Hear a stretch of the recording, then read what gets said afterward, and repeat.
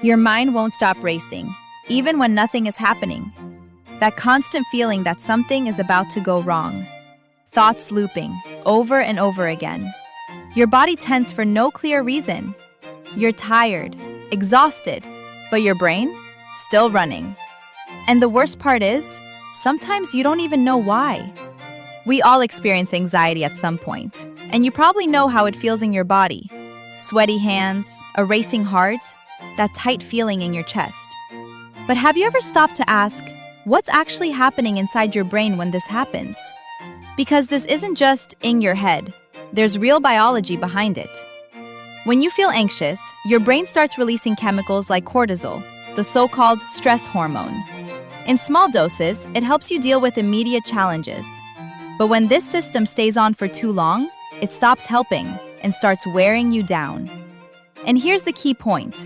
When you understand what's happening in your brain, you stop treating anxiety like a mystery and start treating it like a system. Because once you understand the root of the problem, it becomes a lot easier to manage the symptoms. So in this video, we're going to break down what anxiety really is, what's happening inside your brain when it shows up, and most importantly, how you can actually calm it down with 7 practical tips. So, what is anxiety, really? At its core, anxiety is an emotion, a state where your brain is anticipating that something might go wrong. Not necessarily now, but soon. It's that feeling of apprehension, of something's not right, even when you can't point to exactly what it is. And your body? It reacts as if the threat is real. Your muscles tense, your breathing speeds up, your heart starts beating faster. Your system is preparing you to deal with danger. It is preparing your body to fight, because that's what anxiety is designed to do. And it's not your enemy. It's a survival mechanism. Your brain is basically saying, hey, I don't know what's coming, but let's be ready. Now this is where things get interesting. People often confuse anxiety with fear, but they're not exactly the same thing. Because fear is immediate. It's a response to a clear, present threat. You see something dangerous, so your brain reacts. That's it. Anxiety is different. It's future-oriented. It's your brain trying to predict what could happen, not what is happening. So instead of reacting to a real threat, you're reacting to a possibility. And sometimes that's helpful, because it helps you prepare, stay alert, avoid risks. That's what we call normal anxiety, a healthy, adaptive response. But when this system gets overactive, that's when things start to go wrong. Because now, your brain isn't just preparing you, it's overwhelming you. That's chronic anxiety. Same system, different intensity. And this is the key idea to keep in mind. Anxiety is not the problem, as I said. It is a normal and important response of the body. But dysregulated anxiety is. Or in simpler terms, it's your brain trying to protect you, just at the wrong intensity. So, what's actually going on inside your brain when you feel anxious?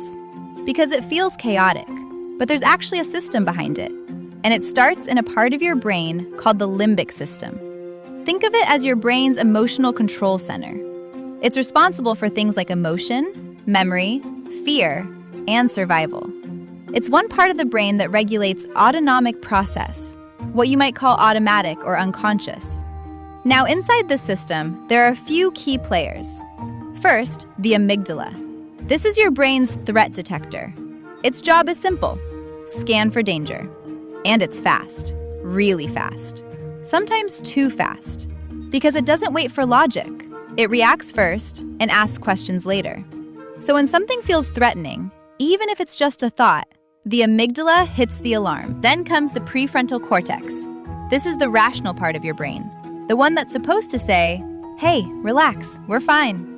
But here's the problem. When anxiety kicks in, the amygdala basically overrides it. So your logical brain goes quiet, and your emotional brain takes over. That's why anxiety feels so hard to think your way out of. Now, there's another important piece, the hippocampus. This part is responsible for memory, for information consolidation. It helps your brain recognize patterns based on past experiences. So if something reminds your brain of a stressful situation from before, even loosely, your brain goes, yeah, we've seen this before, let's panic. even if the situation isn't actually dangerous. And then we have the hypothalamus. This is where things get physical. Once the alarm is triggered, the hypothalamus activates your stress response system. This is what releases hormones like cortisol and adrenaline. And now your body is fully in survival mode. You've probably heard of it, fight or flight. But it's actually more than that. Your brain can respond in 4 main ways. Fight, when you confront the threat. In fight mode, you'll feel an adrenaline rush and intense anger, as well as physical responses, like a higher heart rate and blood pressure. Flight, when you escape the threat, you'll likely feel trapped, like the world is closing in on you. Freeze, when you just shut down and dissociate. You feel numb or confused.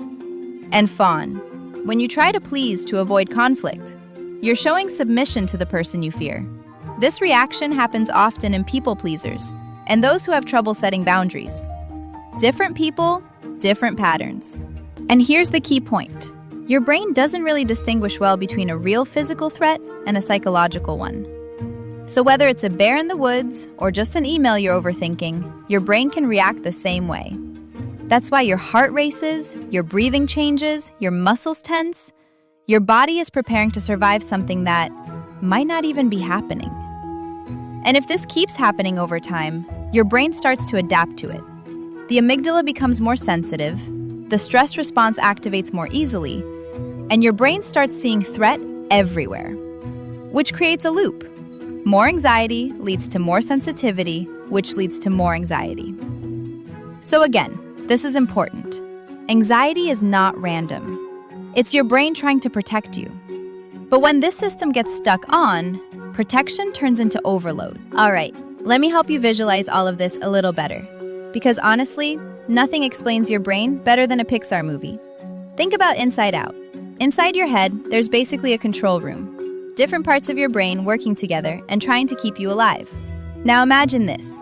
The amygdala is that overprotective character, always on edge, always scanning for danger. The moment something feels even slightly off, it slams the alarm. This is bad. We need to do something, now. And you know those little memory orbs being stored and categorized? Your hippocampus is basically running that system. It takes your experiences, stores them, and connects them with emotions. So every time something stressful happens, it's not just stored as a memory, it's stored as a pattern. And later, when something even slightly similar shows up, your brain goes, oh, this feels familiar. And now everything escalates. Meanwhile, the prefrontal cortex, the calm, rational voice, is trying to step in. Guys, relax. This is not actually dangerous. But here's the problem. When anxiety is high, that voice gets quieter. And the emotional team takes over the entire control panel. Then the hypothalamus hits the big red button. All right, that's it. Release the stress hormones. And boom, your whole body joins the chaos. Heart racing, breathing faster, muscles tense. All because your phone rang, or you got an email, or that Teams notification sound hits. And your brain goes, yep, this is definitely life-threatening. But here's the twist. There's no real villain in that control room. Everyone is just trying to help. The amygdala is trying to protect you. The hippocampus is trying to learn from the past. The hypothalamus is preparing your body to react. They're just a little too intense sometimes. So anxiety isn't your brain working against you. It's your brain working too hard to protect you. Like an alarm system that goes off not only when there's a fire, but also when you make toast. And once you understand that, it stops feeling like chaos and starts feeling like something you can actually learn to manage. Because you can. So here's the thing about anxiety. It feels real. Because for your brain, it kind of is. Your brain is not great at distinguishing between a real, immediate threat and something you're just imagining. If you picture a dangerous situation vividly enough, your brain can react almost the same way as if it were actually happening. That's why a thought, just a thought, can trigger a full physical response. Your heart starts racing, your breathing changes, your body tenses. Not because something is happening, but because your brain thinks something might happen. And this is where the loop begins. It usually goes like this. You have a thought, then your body reacts, and then your brain goes, wait, why is my heart racing? Something must be wrong. Which creates more thoughts. And more thoughts create more sensations. So now you're stuck in this cycle. Thought, sensation, more thought, more sensation. And the longer this loop runs, the more real it feels. Because now it's not just in your head anymore. Your body is fully involved. So let's make something very clear. You're not making it up. You're not overreacting for no reason. Your body is actually responding. The problem is not that the reaction is fake. The problem is that the trigger isn't always accurate. And once you understand this, you stop fighting the feeling and start breaking the loop. So, what actually triggers anxiety in real life? Because most of the time, it's not one big dramatic event. It's a combination of small things that your brain keeps stacking. First, overstimulation. We're constantly consuming information.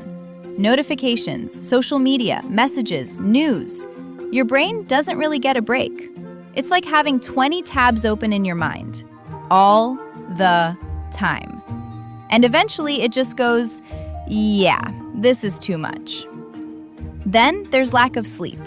When you don't sleep well, your brain becomes more reactive.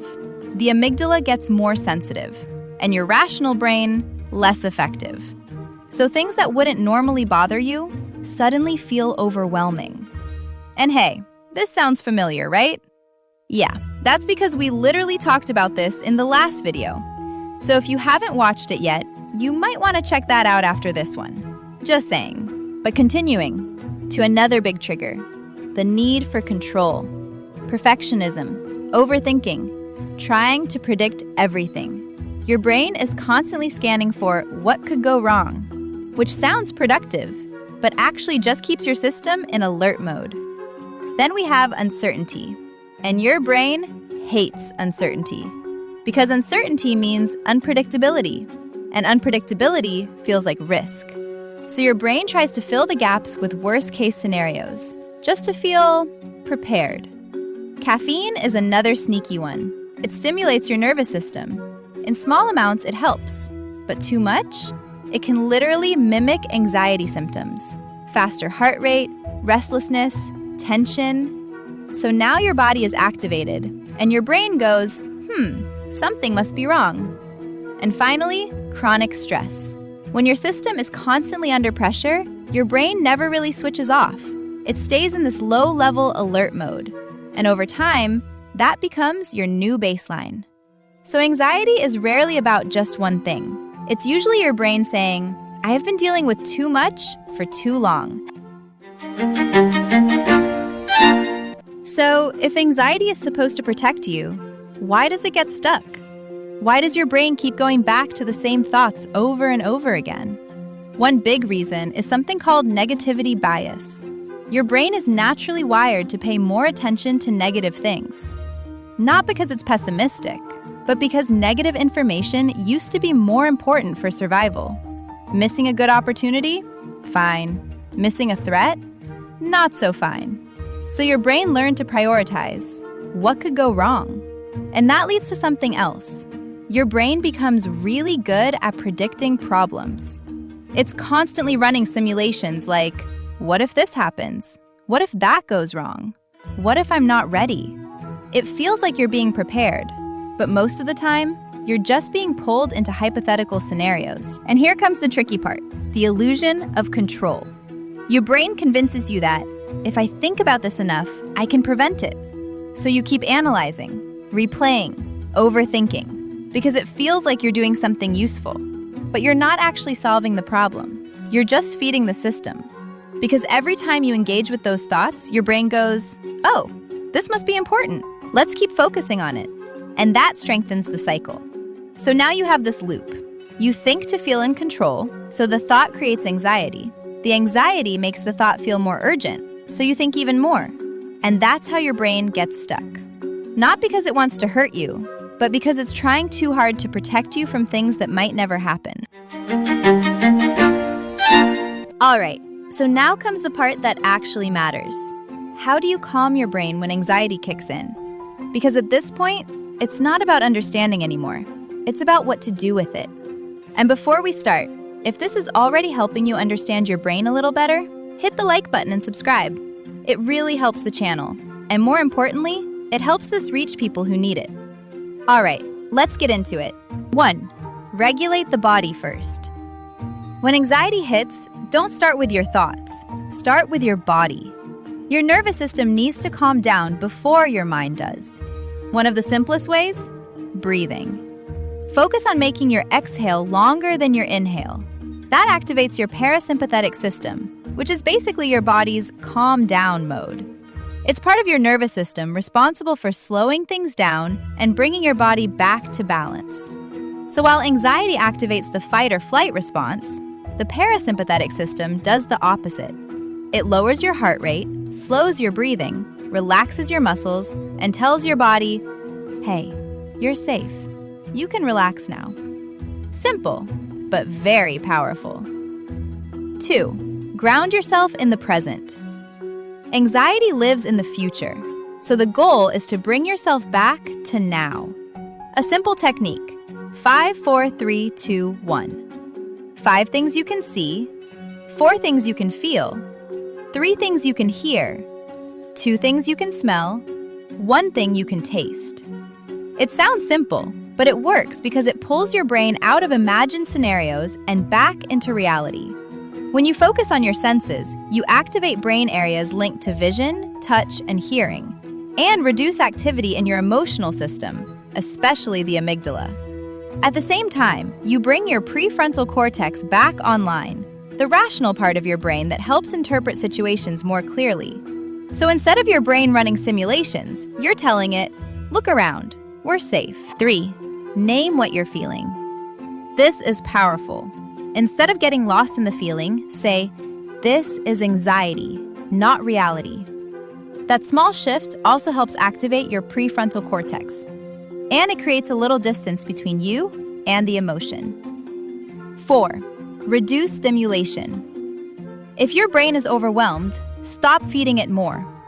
Less screen, less scrolling, less constant input. Your brain doesn't need more information. It needs space to process what's already there. 5. Watch your caffeine. Caffeine can amplify anxiety without you realizing. It speeds up your system, heart rate up, restlessness up, and your brain interprets that as something's wrong. So if you're feeling anxious, it might not be just anxiety. 6. Sleep. Yeah, we're back here again. Because emotional regulation depends on sleep. No sleep, more reactive brain, less control.